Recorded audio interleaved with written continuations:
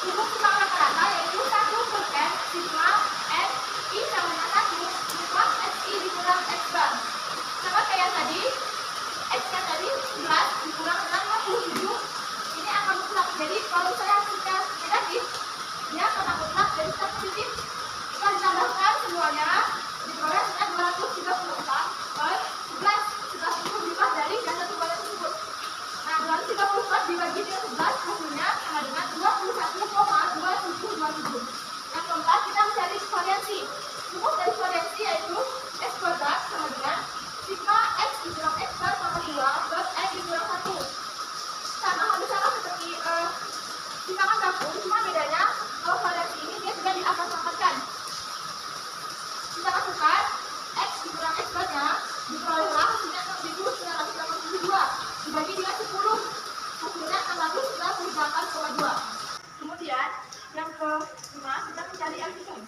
Langkah pertama untuk mencari LCM ini yaitu kita melakukan hipotesis uji, di mana H0 atau hipotesis awal adalah data pada sampel yang berasal dari populasi berdistribusi normal. Kemudian HA yaitu hipotesis alternatif yang berupa data pada sampel dari populasi berdistribusi tidak normal.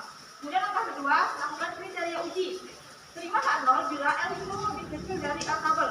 Terima HA bila L itu lebih besar sama dengan tabel. Langkah yang ketiga, kita melakukan statistik uji, di mana L itu diperoleh dari nilai terbesar pada kolom mutlak Fx dikurang Sx. L tabel diperoleh dari tabel bernilai yang kritis uji reverse dengan acuan jumlah seluruh sampel atau N dengan menggunakan alfa sama dengan 0% atau 0,05.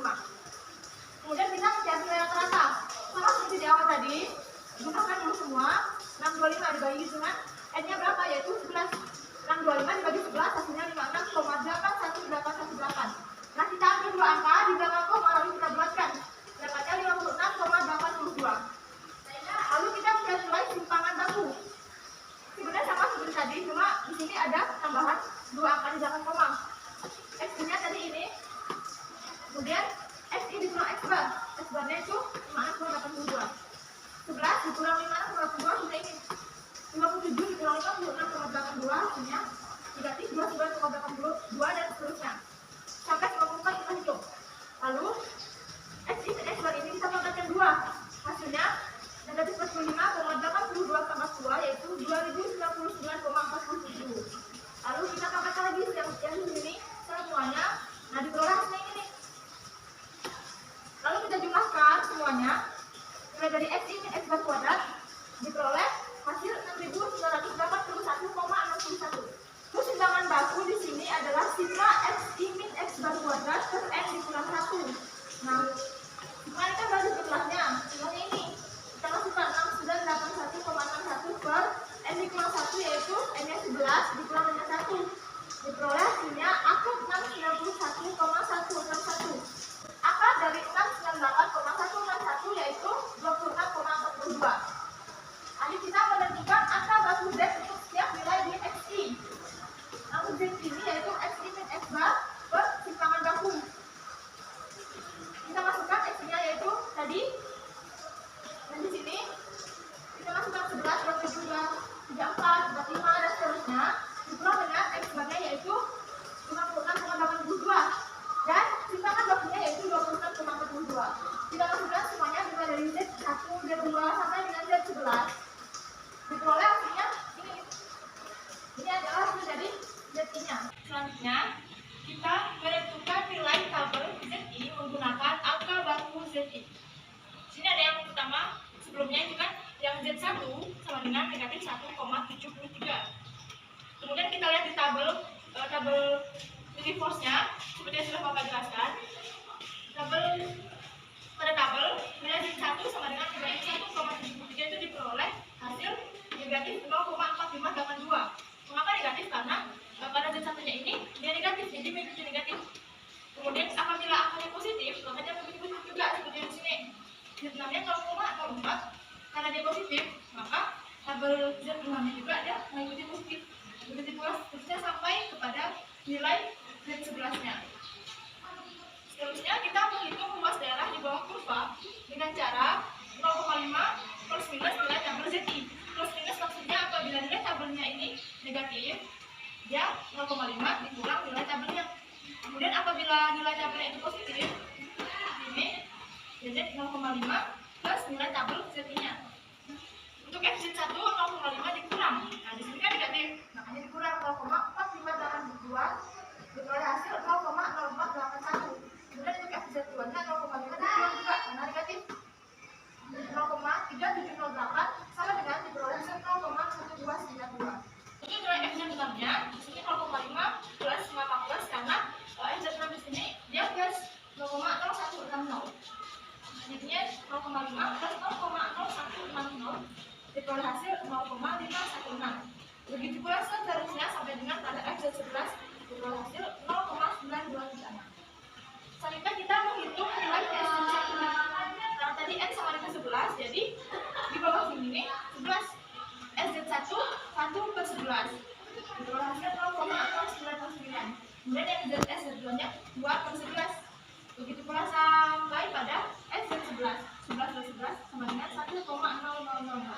Kenapa harus ada ini? Kan sebetulnya hasilnya 11/11 itu 1. Tapi pada SZI ini dia diwajibkan 4 angka di belakang koma, makanya ditambahkan 1,04 angka di 4 angka yang kemudian kita menghitung SZI dikurang SZI. Masukkan dulu nilai SZI-nya berapa, ini semua kan sampai dengan yang 11. Kemudian SZI-nya juga kita masukkan sampai ke angka 1,0000. Dan kita kurangkan ini dikurang hari ini, dapatlah hasilnya 0,0491. Kemudian kita kurang lagi 0,1292 dikurang dengan 0,1818 hasilnya 0,0526 sampai di N11-nya. Kemudian untuk memperoleh nilai hitung, kita cari nilai di sini yang paling besar. Jadi diperoleh N hitungnya 0,0778 karena ini adalah angka terbesar dari seluruh hasil di sini. Lalu untuk mencari L tabelnya, karena di sini kita menggunakan alfa sama dengan 5% yaitu 0,05. Jadi L tabelnya sama dengan 11 diperoleh 0,29. Kemudian kita masukkan nih L hitung sama dengan yang tadi 0,0778. Kemudian untuk L tabelnya tadi kan nih 0,249. Nah, 0,0778 itu lebih kecil dari 0,249. Jadinya dia berdistribusi normal. Kemudian selanjutnya untuk yang ini kita mencari ketiga hitungnya. Langkah pertama dalam mencari ketiga hitung itu dia hampir sama seperti mencari R hitung. Langkah pertama yaitu hipotesis uji, di mana H nol sama dengan data pada sampel berasal dari populasi yang berdistribusi normal. Kemudian HA yaitu data pada sampel berasal dari populasi berdistribusi tidak normal. Kemudian langkah kedua lakukan kriteria uji. Terima H0 bila T3 hitung lebih besar sama dengan T3 tabel. Kemudian terima HA apabila T3 hitung lebih kecil dari T3 tabel. Dengan alfa sama dengan 5% yaitu 0,05. Langkah ketiga statistik uji yaitu di mana rumus T3 itu 1/D sigma N P sama dengan 1 dikali AI dikali dengan hasil dari XN dikurang I plus 1 dikurang X di kuadrat. Kemudian untuk langkah 4 kita melakukan analisis data. Yang pertama kali kita lakukan dalam analisis data yaitu mengumpulkan data dari terkecil ke terbesar. Jadi di sini data yang ada tadi kita urutkan dulu 1, 2, ada 11 data, lalu kita urutkan dari terkecil ke terbesar. Setelah itu kita mencari premianya atau rata-rata. Mencari rata-rata rumusnya yaitu X bar sama dengan sigma X per N, di mana sigma X itu 625 jumlah dari semua ini per N yaitu jumlah datanya berapa? 11. Jadi 625 per 11 diperoleh hasil 56,81818. Selanjutnya kita mencari nilai konstanta D. Kita masukkan dulu nilai X-nya ini. Kemudian X-I dikurang X bar ininya.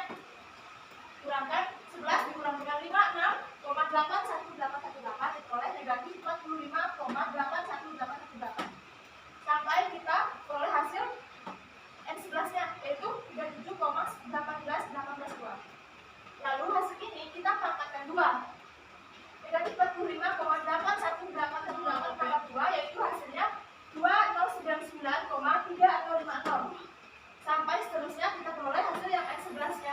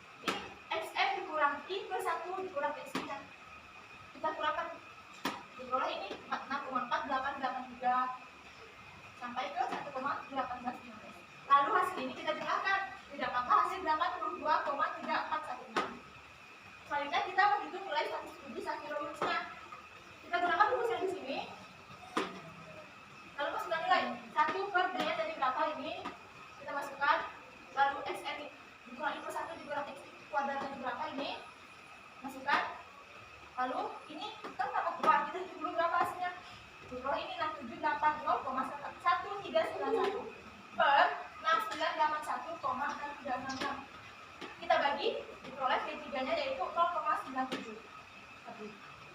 Lalu langkah kelima, uji hipotesis. Berdasarkan hasil perhitungan pada langkah 4, nilai T3 hitungnya ini 0,971. Sedangkan untuk T3 tabelnya menggunakan tabel Safirovich atau koefisien tes Savirov.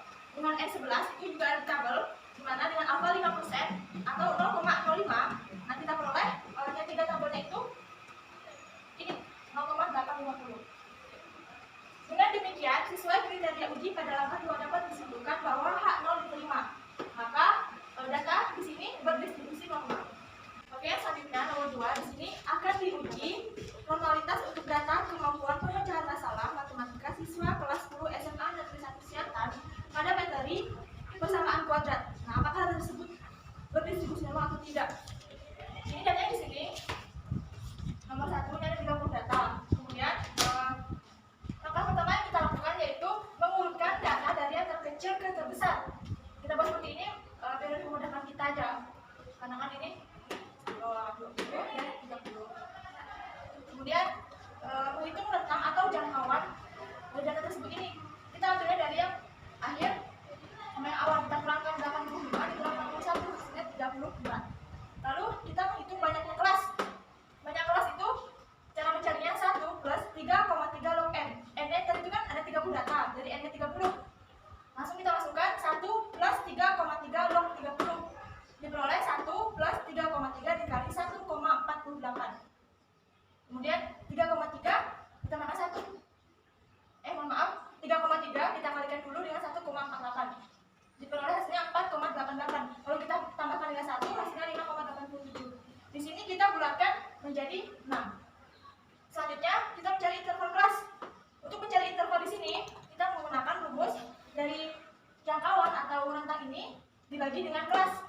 Karena jangkauan yang kita diketahui 34, maaf. Kemudian kelasnya itu 6, jadi 34 dibagi dengan 6 hasilnya 5,66. Kita bulatkan menjadi 6. Selanjutnya kita menghitung frekuensi dari tiap-tiap kelas. Cara hitungnya kita tadi kan sudah diketahui. Interval kelasnya itu ada 6, jadi kita 6 ini 1, 2, 3, 4, 5 dan 6. Kemudian banyak kelasnya 6, intervalnya juga 6, jadi sama-sama 6 dari 51, 52, 53, 54, 55 dan 56. Kalau yang tadi ke 57, di sini 6 lagi, 57, 58, 59, 60, 61, 62, 70 seterusnya sampai ke kelas yang ke-6. Frekuensinya ini antara jarak 51, data 51 sama 56 itu ada berapa? Ada 4. Kemudian yang 57 sampai 62 itu ada 12. Begitu pula sampai ke yang kelas ke-6. Kemudian frekuensi ini kita jumlahkan, ada 30. Selanjutnya statistik uji. Di sini ada rumus terkait X2 hitung. Rumusnya sigma OI dikurang EI kuadrat per EI. Kemudian X kuadrat tabel, rumusnya X kuadrat dikurang 1 per A dikali dengan DK. Dengan alfanya itu 5%, yaitu 0,05. Lalu kita masukkan seluruh data yang kita peroleh. Di sini intervalnya pindahkan, kemudian frekuensinya juga pindahkan.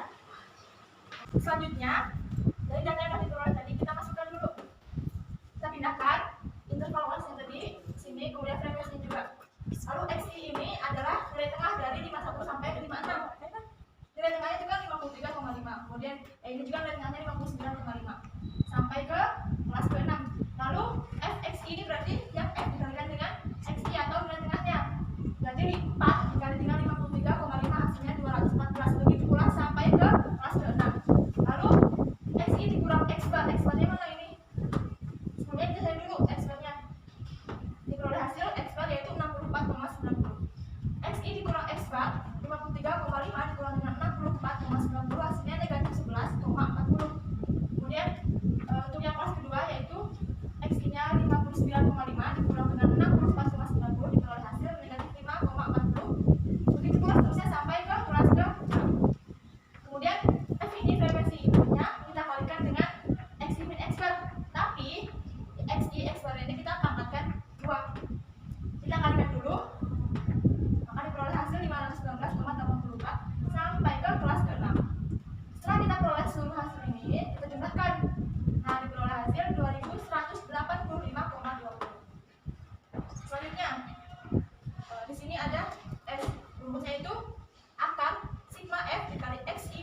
kuadrat per sigma FI dikurang 1.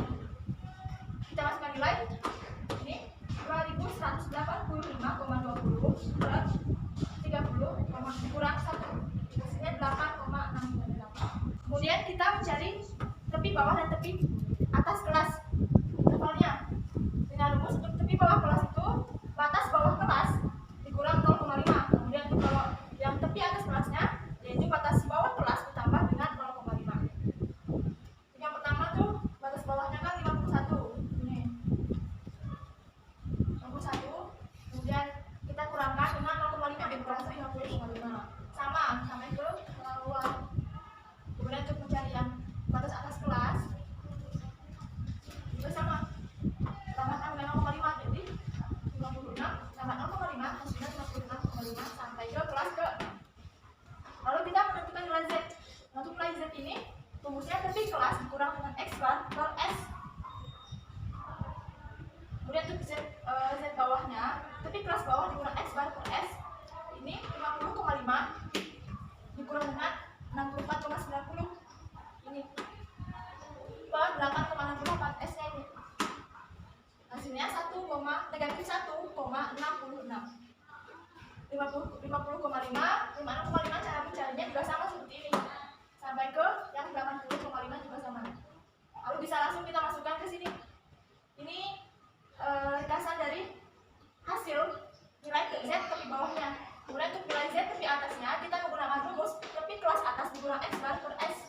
X barnya sama 64,90, S nya 8,68. Untuk tepi kelas atasnya itu kan 56,5. Nah, ini masukkan dulu dikurang dengan 64,90 per 8,68 hasilnya negatif 0,97.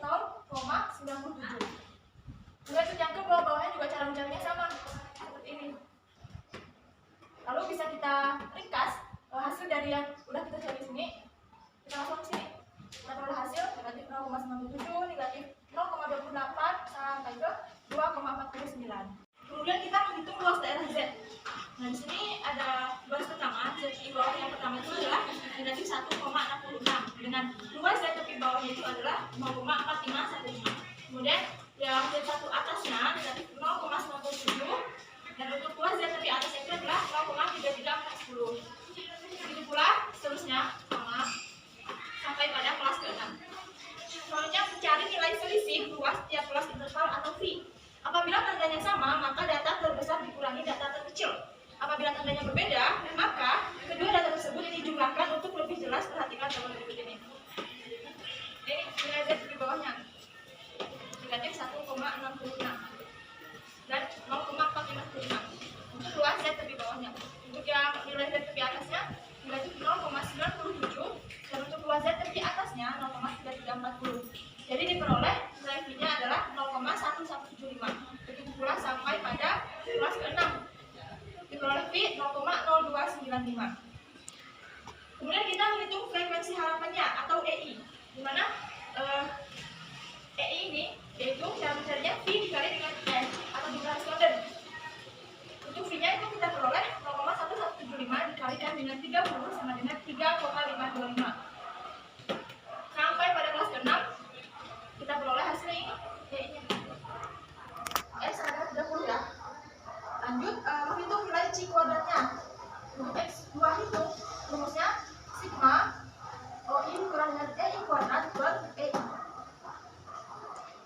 Di sini kita peroleh nilai C kuadratnya. Untuk yang kelas pertama EI-nya 3,53 dan OI-nya 4. Nilai C kuadratnya adalah 0,06. Begitu pula seterusnya sampai pada kelas ke-6 kita peroleh nilai C kuadratnya adalah 0,01.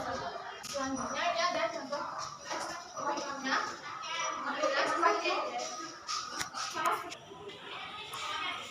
Kemudian untuk X kuadrat yang pertama kita ambil yang 3,47 ini yang pertama. Peroleh X kuadrat nya 0,06. Kemudian untuk yang X kuadrat yang kedua kita peroleh nilainya yaitu 4,13. Kemudian untuk X kuadrat nya sini adalah 8,47. Lalu langkah 5 menentukan cara nyata atau alfa dengan angka lain. Di sini DK sama dengan banyaknya kelas dikurang dengan 3 karena di sini banyaknya kelas 6. Jadi 6 dikurang 3 sama dengan 3.